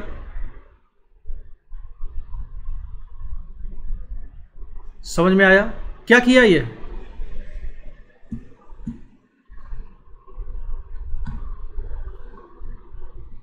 ये हमने क्या कर दिया, समझ में आ रहा है तुमको? ये वाला जो पॉइंट था, इसका पोटेंशियल कितना है? V2, इसका पोटेंशियल V2 है। इसमें कोई करंट नहीं होगा तो इस वाले रेजिस्टेंस को हटा दिया, इसको भी हटा दिया। तो हमने क्या है, इन दोनों रेजिस्टेंस को हटाया। तो डायग्राम कैसा दिखेगा? जैसा कि राइट साइड में है। तो जो राइट साइड में डायग्राम दिख रहा है ना, ये वैसा दिखने लगेगा। और जैसे ही राइट साइड वाला तुमको दिखा तो सब समझ में आ रहा है कौन से किस कॉम्बिनेशन में। आप कुछ करने की जरूरत नहीं है, तुरंत पता चल गया कौन से सीरीज में कौन से पैरेलल में। क्यों भाई, पता चला कि नहीं? जो ए से स्टार्ट करो, इधर आओ, फिर इधर जाओ, ये तीनों किस कॉम्बिनेशन में? ये वाले सीरीज में, ये तीनों सीरीज में। तो ये तीनों का मिला के 3R, इन तीनों का मिला के 3R, और ये वाला R, 3R और R, ये तीनों पैरेलल कॉम्बिनेशन में आएंगे। इक्विवेलेंट रेजिस्टेंस निकाल दो, हो गया क्वेश्चन खत्म। कितना आंसर आएगा इसका?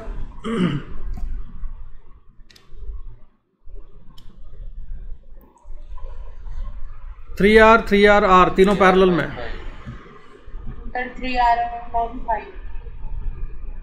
3R/5 ये आंसर हो गया। किसी कोई डाउट तो नहीं इसमें? अरे हाँ या ना बोलो। हाँ तो आगे बढ़ते हैं जल्दी से हम। ये सार्थक, तुम लोगों की आवाज़ नहीं आ रही, कुछ दिमाग में चढ़ रहा है कि नहीं? सार्थक जल्दी बताओ, समझ में आया? Yes sir. हाँ ठीक है, चलो अगला सवाल इस पर आ जाओ। ये जो क्वेश्चन है इसको कहते हैं हम पिरामिड। अच्छा पहले मुझे ट्राइंगल वाला पिरामिड बनाना था, मैंने डायरेक्ट ये वाला बना लिया। चलो इसी से कोई बात नहीं। ये वाला जो पिरामिड देख रहे हो ना, ये शेप कैसा है? 3 डायमेंशनल है। इसको विजुलाइज करो। कैसे विजुलाइज करो कि मैं अभी बताता हूँ तुमको मैं क्या कहना चाह रहा हूँ। इसमें नीचे रेजिस्टेंस है, ये तो है क्या, स्क्वायर है, और फिर रेजिस्टेंस इसके कॉर्नर से मिला के हमने ऊपर जोड़ दिए हैं। तुम इसको ऐसे दबा दो, इसका जो वर्टेक्स है ना इसको दबा दो, पूरा का पूरा डायग्राम 2D में कन्वर्ट कर दो। अगर पूरा डायग्राम तुम 2D में कन्वर्ट कर देते हो तो कैसा दिखेगा ये? समझ में आ रहा है? जैसे ये स्क्वायर था, रेजिस्टेंस कैसे थे, एक इधर एक इधर, एक यहाँ पर एक यहाँ पर, तो इसको पकड़ के ऐसे दबा दो पूरा, तो सारा का सारा डायग्राम 2D में कन्वर्ट हो जाए। तो कैसा दिखेगा ये? शेप क्या होगा उसका? ये देखो जरा, कुछ ऐसा दिखेगा क्या ये? Yes sir. ऐसे ही होगा ना। इसका जो वर्टेक्स है इसको लेके दबा दो, इसको पिचका दो, तो ये आ जाएगा। अब इंपॉर्टेंट चीज़ ये है कि कौन से 2 पॉइंट के अबाउट हमको इक्विवेलेंट रेजिस्टेंस निकालना है। ये क्वेश्चन ऑलरेडी हम कर चुके हैं, ध्यान है तुमको? आज स्टार्टिंग में ऑलरेडी हो गया ये क्वेश्चन। किया कि नहीं हमने आज? ये याद आ रहा है? इसमें हमने 2 पॉइंट के अबाउट इक्विवेलेंट रेजिस्टेंस निकाला। मैंने ये बताया कि ए बी के अक्रॉस कैसे निकालना है, और अगर सी के अक्रॉस निकालना होता तो कैसे निकालते। तो हम इसके अबाउट भी कर चुके हैं, इसके अबाउट भी कर चुके हैं। तो देखने से डरना मत, ये किया हुआ क्वेश्चन है ये वाला। और इसमें कौन सी सिमेट्री लगा सकते हैं हम? ए बी में मिरर सिमेट्री लगेगी या फिर फोल्डिंग? मिरर सिमेट्री लगेगी। और आंसर हम पहले ऑलरेडी कर ही चुके हैं, तो ये मैंने मिरर बना दिया, और इसमें तोड़फोड़ करने के बाद ये हो जाएगा इस तरह का। और आंसर कितना जाता है इसका? 8R/15। देखो जरा, 8R/15 ही आ रहा है क्या? ये मैंने कैलकुलेशन करके गलत तो नहीं रखा हुआ है? चेक कर लो जरा। क्यों भाई, कितना आंसर है? इतना ही आ रहा है क्या? ठीक है, चलो तो आगे बढ़ते हैं। चलो इस पर आ जाओ, इसको सॉल्व करना है। हालांकि ये वाला मुझे पहले कराना चाहिए था, ये ट्राइंगल वाला था, इसमें रेजिस्टेंस कम थे, उसमें ज़्यादा थे। ये तुम कर सॉल्व करके बताओ आंसर कितना आ रहा है इसका। R/2। और किसी का आंसर?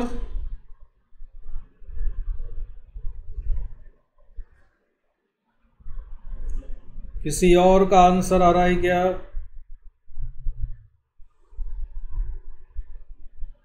क्या किया? इसको भी दबा दिया, ऊपर से दबा दिया, तो ये कैसा दिखा? ऐसे। फिर इसमें कौन सी सिमेट्री लगाई? मिरर सिमेट्री लग जाएगी। इसमें फोल्डिंग सिमेट्री नहीं लगेगी, इसमें फोल्ड हम नहीं कर पाएंगे इसको। सर ये सर R/2 आ रहा है। R/2 ही आ रहा है। ठीक है, चलो तो अब हम इसको फाइनली चेक कर लेते हैं क्या किया गया इसके लिए। ये मिरर करंट का डिस्ट्रीब्यूशन किया, करंट का डिस्ट्रीब्यूशन करते ही पता चल गया कि करंट I1 डिवाइड नहीं हुआ जंक्शन पर, और ये I2 भी डिवाइड नहीं हुआ जंक्शन पर। इस वाले रेजिस्टेंस में करंट नहीं गया, तो इसको निकाल के बाहर कर दो। इसको निकाल के हमने बाहर कर दिया, तो बचा हुआ जो डायग्राम है वो कुछ ऐसा हो जाएगा। और जिसको देखते ही पता चल गया कि कौन से सीरीज़ में है, कौन से पैरेलल में है, और इसको हम सॉल्व कर देते हैं। तो सॉल्व करने पर आंसर आएगा r/2 के बराबर। ठीक है, बढ़ते हैं हम नेक्स्ट क्वेश्चन की तरफ। ये अच्छा, पिछले क्वेश्चन का आंसर समीक्षा तुमने कर लिया?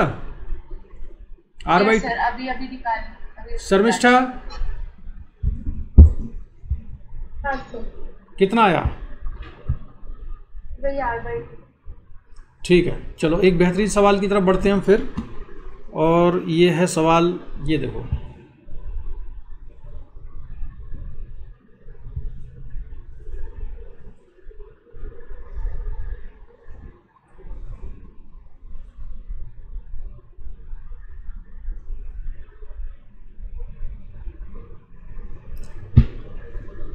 देख लिया कंप्लीट रेजिस्टेंस।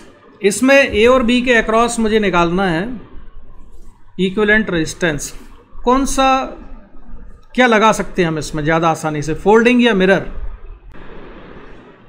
अगर ए बी जो दोनों टर्मिनल पॉइंट्स हैं, इन दोनों टर्मिनल पॉइंट्स को ज्वाइन कर दें हम एक स्ट्रेट लाइन से, ठीक है, तो कौन सी सिमेट्री लग जाएगी इसमें? दोनों लग। हाँ, लेकिन अगर मिरर सिमेट्री लगाओगे तो उससे कैसे करेंगे जरा मुझे बताओ तो। मिरर सिमेट्री में क्या करूं मैं, एक लाइन खींच देता हूं यहां से ना, ए बी के परपेंडिकुलर, ये खींच दी। अब तो हम क्यों ना इसको ट्राई करके देखें एक बार फोल्डिंग सिमेट्री को। तो फोल्डिंग सिमेट्री को अगर हम यहां से देखते हैं तो हमको देखते ही पता चल रहा है कि ये सर्किट जो है ना, इस लाइन के अबाउट में इसको तुरंत फोल्ड करके ऊपर रख सकता हूं। तो जो ज्यादा कन्वीनियंट दिख रहा है वही काम कर लेते हैं ना, हम फोल्डिंग सिमेट्री लगा देते हैं। तो फोल्डिंग सिमेट्री लगाने के लिए क्या किया, ये हमने लाइन खींच दी। अब जैसे ही हमने ये लाइन खींची तो हमको कॉमन पोटेंशियल वाले पॉइंट मिल गए। एक इस वाले पॉइंट का जो पोटेंशियल है वही इसका होगा, जो इसका पोटेंशियल है वही इसका होगा, जो इसका है इस वाले का है वही इसका होगा, जो इसका है वही इसका होगा, जो इसका है वही इसका होगा। और मैंने जैसा कि पहले भी बताया था कि पोटेंशियल जिन पॉइंट्स का सेम होता है उनको आपस में ज्वाइन किया जा सकता है। ठीक है, उससे सर्किट डिस्टर्ब नहीं होता है, सेम पोटेंशियल वाले पॉइंट को ज्वाइन कर सकते हैं। तो हम क्या करेंगे, इस लाइन के अबाउट सर्किट को जो है यहाँ से जो देख रहे हो, ये जो सर्किट है यहाँ से उठा के और इसको ऐसे फोल्ड करके ऊपर रख दो, ऊपर वाले पे।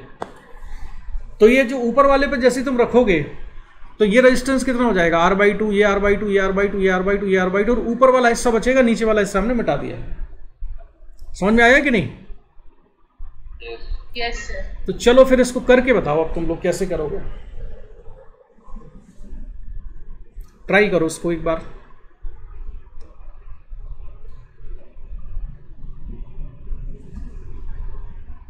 इसमें एक समस्या तुम्हें ये आएगी, तुम्हें इसका डायग्राम बनाने में ही जो है बड़ी मेहनत करनी पड़ेगी। नहीं समझ में आ रहा क्या समस्या होती है?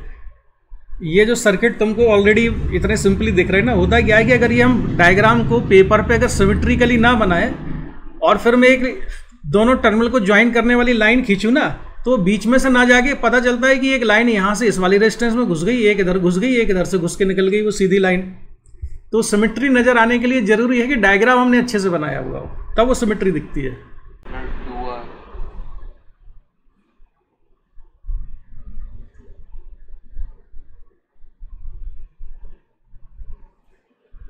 कितना आंसर आ रहा है, 2R? ये देखो, ये डायग्राम बना देता हूं यहां पर, ये ऐसा बचेगा। समझ में आया? फोल्ड करने के बाद ये ऐसा बचेगा। और जैसे ही हमको ये फोल्डिंग सिमेट्री हमने लगाई, ये क्वेश्चन जो बचा राइट साइड में जो तुम डायग्राम देख रहे हो, कितना सिंपल हो गया इसको कैलकुलेट करना। ये इसको कैलकुलेट करना बहुत सिंपल हो गया। अगर सिमेट्री नहीं मालूम तो हालत खस्ता हो जाएगी इस क्वेश्चन को सॉल्व करने में। इसको तो निकाल दो यार, अब कितना आ रहा है सार्थक? इसका रेजिस्टेंस, ये वाला रेजिस्टेंस कितना है, ये वाला? Sir R/2। जो दोबारा बोलो, तुमने सही बोला है लेकिन आवाज साफ नहीं आई। Sir R/2। हाँ, ये कितना है इधर? Sir R/2। ये r/2, ये r/2, ये r/2, ये r/2। और जो ये वाला रेजिस्टेंस है ये कितना है? ये कितना है? ये भी r/2 है कि r है? सर ये भी r/2 और ये सारे r/2 हैं क्या? यस। अच्छा, तो हमने इसको कंबाइंड किया, ये 4 वाला जो है ये चारों मिलके कितने हो जाएंगे? ये r/2 r/2 r, ये r/2 r/2 r और ये r पैरेलल में तो ये r/2, ये चारों मिला के कितने आए? r/2, ये चारों मिला के r/2 और टोटल r/2 वाले कितने हो गए? 4 रेजिस्टेंस हो गए, सारा मिला के कितना जाता है? 2r के बराबर। तो ये हो गया क्वेश्चन ख़त्म। तो ये बड़े बड़े क्वेश्चन सिमेट्री का यूज़ करके हम बड़े अच्छे से सॉल्व करते जा रहे हैं। अब जरा कुछ पॉइंट्स अगर नोट करना है तो ये पॉइंट्स नोट कर लो। In mirror symmetry imaginary mirror is placed perpendicular to the line joining terminal points. Terminal points को ज्वाइन करने वाली लाइन के परपेंडिकुलर मिरर को रखा जाता है। In mirror symmetry we find branches having same current. Same current वाले branches मिलने के बाद क्या करते हैं? जंक्शन को ब्रेक करने की जुगाड़ ढूंढते हैं कि कहाँ से जंक्शन को ब्रेक कर सकते हैं। So in mirror symmetry wires at junction points are detached. Clear points? Question solve करने के बाद अब ये थ्योरी वाले पॉइंट्स तुरंत समझ में आ गए होंगे। और फोल्डिंग सिमेट्री में क्या करते हैं? In folding symmetry an imaginary line is drawn along the line joining terminal points of the circuit. Circuit on one side of the line is similar to the other side of the line. In folding symmetry, we find points of same potential. Points with same potential can be joined. Clear हो गया ना? Approach समझ में आ गई? क्या करते हैं? आगे बढ़ते हैं। स्क्रीन पिक्चर कीजिए एक बार और स्क्रीनशॉट लीजिए थे। हो गया सर। अब ये क्वेश्चन है, ये तो मैं ऑलरेडी कर ही चुके हैं हम, और मेरे ख्याल से क्वेश्चन अब सफिशिएंट होगा, इससे ज़्यादा। चलो इसको कर लो। इसको किससे सॉल्व कर सकते हैं हम? फोल्डिंग सिमेट्री, मिरर सिमेट्री, दोनों से सॉल्व हो जाएगा। ये फोल्डिंग से भी सॉल्व हो जाएगा, मिरर सिमेट्री से भी सॉल्व हो जाएगा। और इसमें हर एक आर की वैल्यू दी हुई है 12 ओम। तो इक्विवेलेंट रेजिस्टेंस बताओ कितना आ रहा है? इसमें हर एक आर की वैल्यू 12 ओम है। तो जो डायग्राम में आप ए बी देख रहे हो, इसके अबाउट इक्विवेलेंट रेजिस्टेंस बताइए कितना आता है? अन्नू का आंसर है 9 ओम, और अन्नू लगता है सही आंसर है इसका। अन्नू का कैलकुलेशन तो बढ़िया है।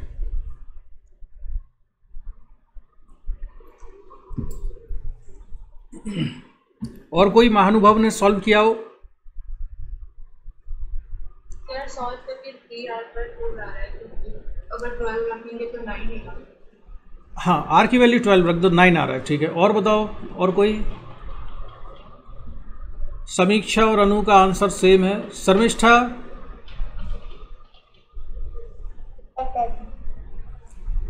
अभिषेक तुम पीछे रह गए इस बार। अच्छा 9 ओम, ठीक है। सार्थक? मनीषा तुम्हारा आंसर कितना है? सर 9 ओम। 9 ओम है, ठीक है। तो सब लोगों का आंसर आ ही गया है, तो फिर मैं इस पर आगे बढ़ता हूँ, इसको डिस्कस नहीं करते हम। इसके बाद ये वाला सर्किट तो ऑलरेडी हमने अभी सॉल्व कर ही लिया था। इसमें ए और बी के अक्रॉस निकालेंगे तो कितना आएगा आंसर? इसमें कौन सी सिमेट्री लगा सकते हैं, फोल्डिंग या मिरर? फोल्डिंग। ये हम कर चुके हैं क्या क्वेश्चन के? नहीं किया है अभी? कर लिया है। उसमें सर्किट में ए बी पॉइंट वर्टिकल में थे, इसमें ए बी पॉइंट हॉरिजॉन्टल में, और कोई फर्क नहीं है। तो इसको हम इस तरह से तोड़ फोड़ करेंगे और इसका आंसर निकाल देंगे।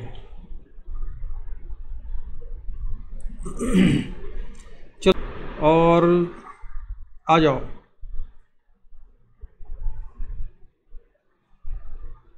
चलो इसमें सॉल्व करते हैं। ए बी के अक्रॉस निकालना है हमको, इक्विवेलेंट रेजिस्टेंस कितना होगा, और उसको निकालने के लिए क्या लगाएं, मिरर सिमेट्री या फोल्डिंग सिमेट्री? फोल्डिंग लगा लेते हैं, but it can be solve by mirror symmetry and folding symmetry both. तो अगर मैं इसमें मिरर, पहले मैं तुमसे फोल्डिंग सिमेट्री सॉल्व करवा लूं, फिर इसको मिरर सिमेट्री में बताऊंगा। फोल्डिंग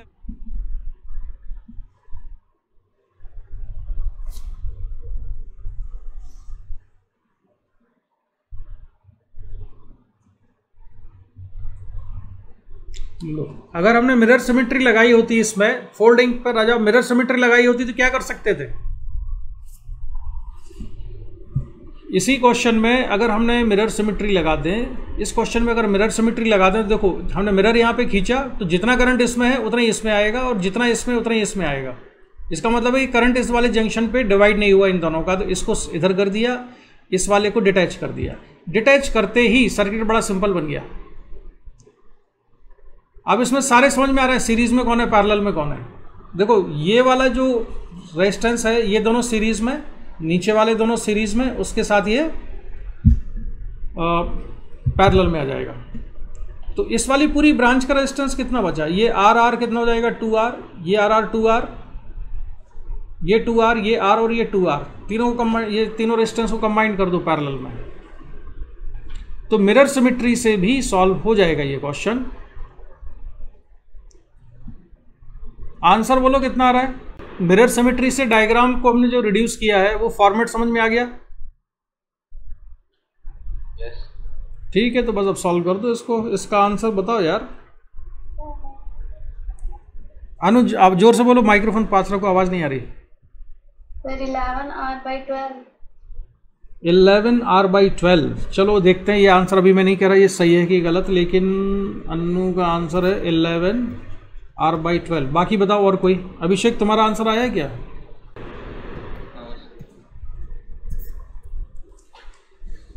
चलो अच्छा, अनु तुमने किससे सॉल्व किया, मिरर लगा के या फोल्डिंग सिमेट्री लगा के? अनु फोल्डिंग से। चलो मिरर से सॉल्व करते हैं। तुमको मिरर से अभी दिख गया जो डायग्राम बना रखा है साइड में, हमने क्या किया, ये वाला जंक्शन ब्रेक कर दिया यहाँ से। देखते हैं आंसर कितना आता है। तो उसमें ये देखो, ये वाला जो 4 रेजिस्टेंस है इन चारों को मिला के कितना हो रहा है, ये वाले चारों, 4 नहीं 5, ये 5 मिला के सर 9 आ रहा है। ये पांचों मिला के कितना हो रहा है? अरे भाई ये भी R, ये भी R, ये भी R, ये भी R, ये भी R। केवल इस वाले पोर्शन को देखें तो ऊपर वाला 2R, बीच वाला R और नीचे वाला 2R, ये तीनों किस में आएंगे, पैरेलल में आएंगे। ये 2R और ये 2R मिलके पैरेलल में कितना जाएंगे, R, और ये RR कितना आ रहा है मिला के सारा? 2R/3 आ रहा है। अच्छा, मतलब इन पांचों को मिलाने के बाद यस सर। कैसे? 1/2R plus 1/R plus 1/2R 1/R equivalent. ये केवल 5 के लिए कर रहा हूँ मैं। Yes sir. तो 5 को सॉल्व करने पर कितना आ रहा है ये? करो सॉल्व जरा इसको। एलसीएम कितना आया, 2R, एलसीएम 2 आ रहा है तो 1 प्लस 2 प्लस कितना, R/2 बचा ना।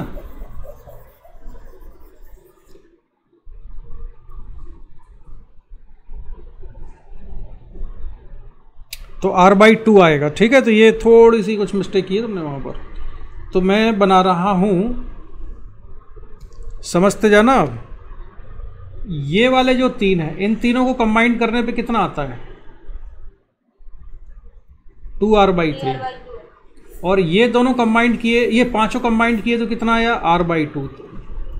तो ये R/2। फिर ये तुम कंबाइंड करोगी तीनों तो कितना आता है, 2R/3। और ये आपस में सीरीज में आएंगे, है ना। ऐसे ही नीचे वाले सर्किट का हो जाएगा, इस वाले पूरे हिस्से का भी इतना ही बनेगा।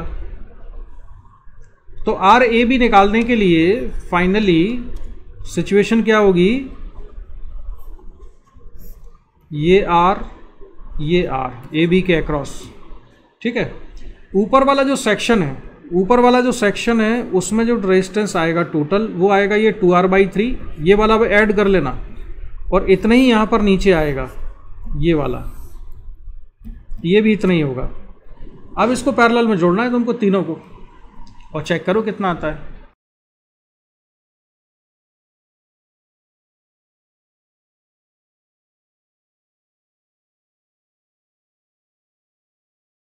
और ये 11/3 आ रहा है। अब तो क्लियर हो गया ना सर्किट। अभी और आंसर आने तो सभी लोगों के, सभी लोग अपना अपना पर्सनल आंसर निकाल रहे हैं जिससे कि एक दूसरे का मैच ना करे। 2r/3 plus r/2 plus 2r/3, केवल इतने हिस्सों को सॉल्व करेंगे तो कितना आएगा? एलसीएम आ जाएगा इसमें 6, तो ये 4r plus 3r plus 4r, simplify करने पर ये कितना हुआ? 11r/6। तो 11r/6 ऊपर है, ये टोटल कितना है ऊपर वाले हिस्से का? 11r/6। क्यों भाई 11r/6 ही है क्या केवल ऊपर वाला ब्रांच का, ए बी के ऊपर? तो 11r/6, अब ये पैरेलल में जोड़ना है मेरे को।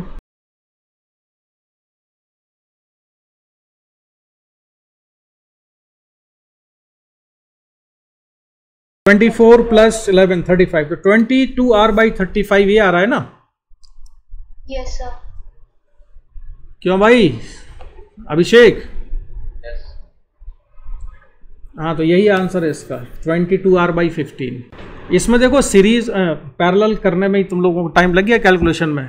सिमेट्री तो हमको पता चल गई थी, इसमें फोल्डिंग सिमेट्री से भी हो जाएगा और मिरर से भी। आगे बढ़ते हैं, इसके बाद आज का आखिरी सवाल लेते हैं हम। इसमें बताओ ए और बी के अक्रॉस इक्विवेलेंट रेजिस्टेंस कितना आएगा? सारे रेजिस्टेंस कितने हैं? आर है।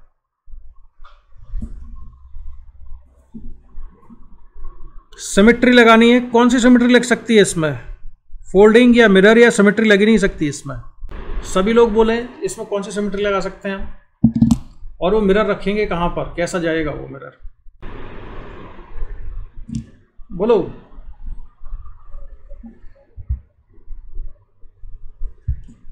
मिरर। हाँ, मिरर कहां पे रखा? पोजीशन क्या है मिरर की? कहां से होता हुआ जा रहा है? आवाज नहीं आ रही है, माइक्रोफोन रखो पास में और फिर बोलो। सर सेंटर से होता हुआ जा रहा है। सेंटर से किधर को जाए? ए बी के बीच में। हाँ, ए बी के बीच में से। सार्थक तुम बताओ मिरर कहाँ रखोगे? यस सर, सेंटर से जाए। अच्छा, फोल्डिंग सिमेट्री क्यों नहीं लग सकती इसमें? फोल्डिंग सिमेट्री लगाने के लिए हम करते क्या है कि हम ए बी को ज्वाइन करने वाली लाइन के अलोंग लाइन खींचते हैं, तो हम ऐसा खींचेंगे। तो ए बी के इधर नीचे और ऊपर तो सर्किट सिमेट्रिक दिख नहीं रहा है, तो इसलिए ये तो हो गया फेल। मिरर सिमेट्री ए और बी को ज्वाइन करने वाली लाइन के परपेंडिकुलर, तो उसके परपेंडिकुलर लगानी पड़ेगी हमको एक लाइन, तो ये लगा देते हैं। तो ये मिरर ठीक है? क्यों भाई, मिरर सिमेट्री लगेगी ना? ठीक है। अब मिरर सिमेट्री लगा के सॉल्व करके आंसर बताओ कितना है इसका। 8r/15। और आंसर बताओ अनु। तो पहले मैं समीक्षा से कुछ पूछ। समीक्षा, तुमको आवाज आ रही है? अच्छा, तो जो ये वाला रेजिस्टेंस है ना, इसको मैंने कुछ नाम दिया। मान लो इसको नाम दे देते हैं हम 1, ये रेजिस्टेंस है 2, ये है 3, ये है 4। तो 1 की इमेज कौन सा, जो रेजिस्टेंस नंबर 1 है, इस रेजिस्टेंस की इमेज कौन सा रेजिस्टेंस है 2, 3, 4 में? सर 4। 1 की इमेज 4 है। सार्थक तुम बताओ। Yes sir. और 2 की इमेज कौन है? 3। Very good. ऐसा मत समझना कि नहीं तो ना 1 की इमेज 3 कर दो, ये इमेज नहीं है एक दूसरे की, क्योंकि मिरर ऐसे रखा हुआ है, ऐसे। तो अगर ऑब्जेक्ट इधर है तो उसकी इमेज इधर बनेगी ऐसे। तो ये मिरर है, तो 2 की इमेज 3 है और 1 की इमेज 4 है। अब हो जाना चाहिए सॉल्व इस क्वेश्चन।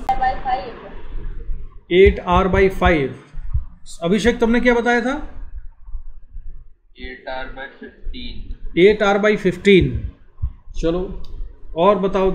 2 आंसर अलग अलग आए हैं अभी। तो आवाज नहीं आई, माइक्रोफोन पास में रखो। थोड़ा सा कैलकुलेशन बता। हाँ ठीक है। तो आंसर कितना आया मुझे बताओ, कैसे कर रही हो, क्या क्या कर रही हो, अप्रोच क्या कर रही हो? सर ये मुझे जंक्शन है, उसको ब्रेक करना है। जंक्शन को ब्रेक क्यों कर दिया हमने? उसके पीछे लॉजिक क्या है बताओ? क्योंकि वो करंट डिस्टर्बेंस नहीं हो रहा। हाँ, कहाँ कहाँ पे कितना कितना करंट लिया तुमने? मतलब मैंने 2 और 3 पे सेम करंट लिया, 1 और 4 पे। हाँ, 2 और 3 में सेम करंट क्यों होगा? तुम आंसर सही दे रही हो, मुझे तुमसे सुनना है रीजन। 2 और 3 वो मिरर के कनेक्शन है। मतलब 2 रेजिस्टेंस नंबर 2 की इमेज रजिस्टर नंबर 3 है, इसलिए इसमें करंट सेम होना चाहिए। तो इसमें अगर I1 है तो इसमें भी I1 होगा, इसमें I2 है तो इसमें भी I2 होगा, क्योंकि ये इमेज है। तो जैसे ये I2 आया तो जंक्शन ब्रेक हो गया, ठीक है। अब बाकी कैलकुलेशन है, कैलकुलेशन करना बहुत ज़रूरी है, उसको आना चाहिए, करो जल्दी आगे। अच्छा, जो चीज़ तुम अभी यहाँ पर पढ़ रहे हो ना, ये सारी की सारी चीज़ हम उसमें भी पढ़ेंगे, कैपेसिटर में भी, कॉम्बिनेशन में। ये मिरर, और इसको हम कैसे बना सकते हैं, ये इस तरह से हो जाएगा। और जैसे ही हमने इसको इधर किया तो ए और बी के अक्रॉस कौन से किस कॉम्बिनेशन में है तुरंत हमको दिख रहा है। मनीषा तुमान ने कितना आंसर आया, 8R/5। तो इसका कैल्क मैं फाइनल आंसर बता ही देता हूँ, इसका आंसर 8R/15 है। और कैलकुलेशन अब मैं नहीं करूंगा, सीरीज पैरेलल तुमको तुरंत दिख ही रहा है कौन से किस कॉम्बिनेशन में है। शर्मिष्ठा, हो गया कैलकुलेशन तुम्हारा कंप्लीट? सर मेरा आप ही। समीक्षा, वेरी गुड। ये वाला जो तीनों है, ये तीनों पैरेलल में है, ये दोनों सीरीज में R 2R हो जाएगा, उसके साथ ये पैरेलल में है तो 2R/3, फिर उसके साथ ये वाला रेजिस्टेंस 2R/3 के साथ सीरीज में जुड़ेंगे। इसमें तो समझ में आ रहा है ना तुमको कौन से सीरीज में कौन से पैरेलल में, जो राइट साइड में जो डायग्राम दिख रहा है इसमें तो सारा क्लियर है ना, सीरीज पैरेलल कौन सा है ए बी के अक्रॉस में, क्या भाई? तो इसका आंसर है 8R/15। क्वेश्चन को सॉल्व करने के लिए ना एक चीज़ और इम्पॉर्टेंट होती है कि डायग्राम अच्छे से बनाना आना चाहिए हमको। मतलब डायग्राम भी अच्छा बनता है ना, तब लगता है कि मिरर यहाँ पर है तो आधा सर्किट इस तरफ और आधा इस तरफ है। तो इसमें किसी को और कुछ पूछना है, कोई डाउट है? सर आपने जोर से बोलो। सर आपने बोला था अपने क्लास में पोटेंशियल डिवाइडर। अरे यार, अब तुम बोल रही हो लास्ट में, तुम खुद भूल गई। सर नहीं, फिर आपने वो एकदम से स्टार्ट कर दिया था। हाँ, लेकिन मैंने उसका ना पोटेंशियल डिवाइडर और करंट डिवाइडर सर्किट होता क्या है, ग्रुप पे मैंने भेजा था उसका एक बना के। क्या भेजा था मैं तुमको? अच्छा, एक और बनाओ, इसको मैं तुम्हें दूं कि नहीं। चलो, ये वाला क्वेश्चन तुम्हारे लिए होमवर्क है, इसको सॉल्व करके आना। इसका स्क्रीनशॉट ले लो। अप्रोच अगर समझ में आ गई है तो कैसा भी क्वेश्चन आए तुम लोग सॉल्व कर लोगे उसको। बस हमको क्लियर होना चाहिए कि अप्रोच कैसे करते हैं, मिरर सिमेट्री कैसे लगाई जाती है और पैरेलल सिमेट्री कैसे लगाई जाती है। पॉइंट्स क्या होते हैं कि ए और बी जो टर्मिनल पॉइंट्स हैं, जिन पॉइंट्स के अक्रॉस हमको रेजिस्टेंस निकालना होता है, इक्विवेलेंट रेजिस्टेंस निकालना होता है, उन दोनों पॉइंट्स को ज्वाइन करने वाली लाइन के अलाउंग ऊपर एक साइड और दूसरे साइड जब हम सर्किट को देखते हैं सिमेट्री होती है तो फोल्डिंग है। और अगर दोनों को ज्वाइन करने वाली लाइन के परपेंडिकुलर हम रखते हैं तो उसको मिरर कह देते हैं। अदरवाइज हम तो फोल्डिंग सिमेट्री में भी उसको मिरर कह सकते थे। तो मिरर सिमेट्री में हम क्या ढूंढते हैं, सेम करंट वाले रेजिस्टेंस और जंक्शन पॉइंट्स को ब्रेक करते हैं। और फोल्डिंग सिमेट्री की हाईलाइट क्या है? फोल्डिंग सिमेट्री की हाईलाइट होती है कि हम क्या ढूंढते हैं, सेम पोटेंशियल वाले पॉइंट्स ढूंढते हैं और सेम पोटेंशियल वाले पॉइंट्स को आपस में ज्वाइन कर देते हैं। आपस में ज्वाइन करते ही रेजिस्टेंस जितने भी होंगे उसके मैक्सिमम केस में सेम होते हैं तो आधे आधे हो जाते हैं। और कुछ रेजिस्टेंस ऐसे होंगे पोटेंशियल सेम होगा तो उसमें करंट फ्लो नहीं होगा तो उन रेजिस्टेंस को हम हटा देते हैं। जैसा कि हमने क्वेश्चंस में किया था। कौन सा क्वेश्चन था सबसे बढ़िया, जो तो बहुत छोटा हो गया था, देखने में बड़ा डरावना लग रहा था, ये वाला। जो ये वाला क्वेश्चन था, इस वाले क्वेश्चन में जैसे ये वाला पॉइंट का पोटेंशियल सेम, इसका पोटेंशियल सेम, तो ये दोनों हट गए और दोनों को हटते ही सर्किट रिड्यूस हो गया इस वाले फॉर्मेट में, ठीक है। और बड़ा आसान हो गया इसको सॉल्व करना। तो आज की क्लास को करते हैं हम यहीं पर फिनिश और नेक्स्ट क्लास में बढ़ेंगे हम इसके आगे। अभी तो चलो फिर आज की क्लास को करते हैं हम यहीं पर complete. Bye bye. Thank you sir. Bye bye.